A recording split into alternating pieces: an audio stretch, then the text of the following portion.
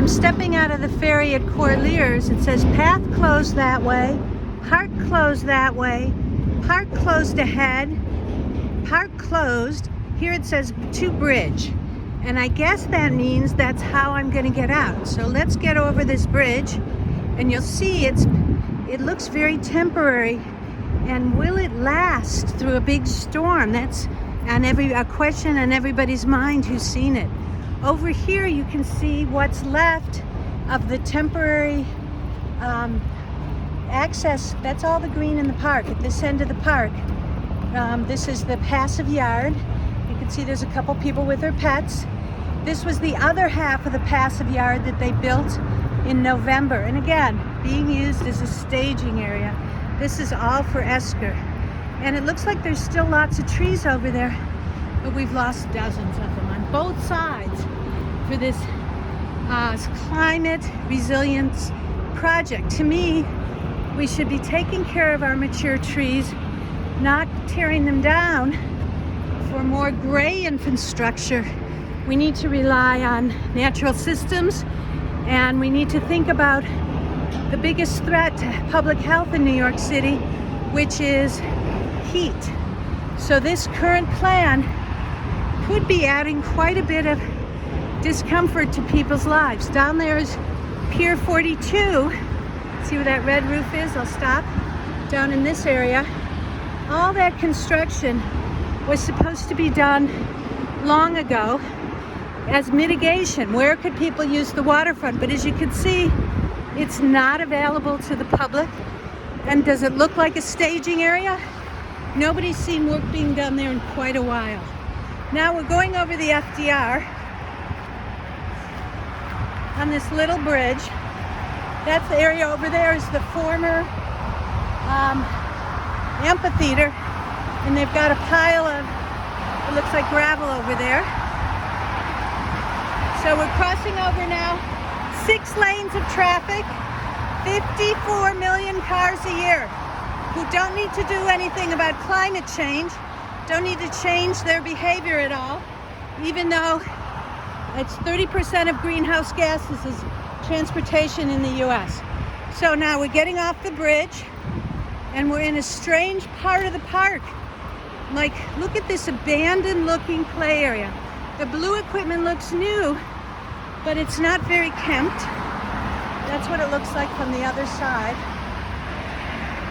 I don't know what side, what winds it's built to displace, but all these trees that used to be here, there's 9 left out of 33 that were there at the earlier this winter. And of course we've lost about 600 or 700 in the whole park, and the bulldozers have been over here on this side in order to build this temporary bridge and make it accessible. I would love to see if a person with a wheelchair can manage this bridge. It seems really difficult. Oh, today they took out, oh, there's the big stump. Can you see? Gives you a sense of how big the trees were that were here. So here you are in a area, here, let's go by that stump. This was all beautiful trees, cherry trees, 80-year-old London pines, and you have all kinds of birds. There's a baby up there all fluffed up. Anyhow, you're coming out of this area and the signs have kind of stopped. There's nothing to show you which way out. And many people who take the ferry, have not been in this area before.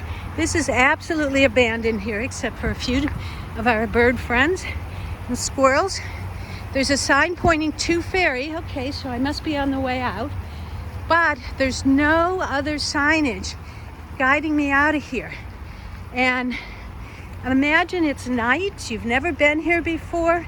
This is like a big maze. And yes, there is a little map up, but it doesn't show you what, to me, looks like an exit straight ahead.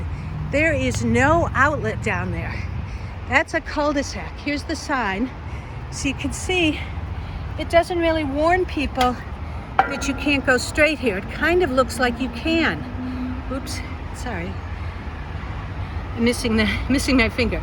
Okay, there you go. It kind of looks like you can go right out, but we're actually down here somewhere on a line that doesn't show on this map, and it does not go out. And there you're fenced in a little cul-de-sac.